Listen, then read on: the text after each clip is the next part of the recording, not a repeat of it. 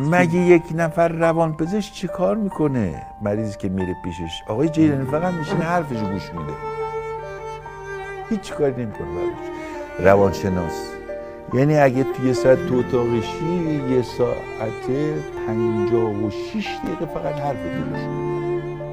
ولی خب تو آرام میکنه و شما حرفتی که میزنی آروم میشی، میگه خیلی ممنون، عجب دکتر خوبی هستی، تو میذاری بزنین حرف بزنه بگه.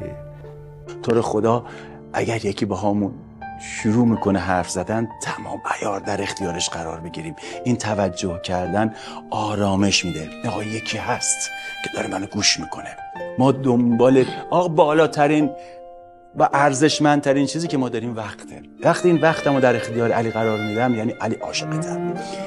چجوری این وقتم رو تمام عیار، نه اینکه دارم یه سرم گوشم چه میدونم نگاهم به موبایل است میگم بگو، نه تمام عیار وقتی در اختیار علی قرار میگیرم، حالا هم خودم هم علی احساس خوب میگیریم، یعنی هم نگاش میکنم هم گوشش تمام میکنم. تمام عیار. مگه یک نفر روانپزشک چی کار میکنه؟ مریضی که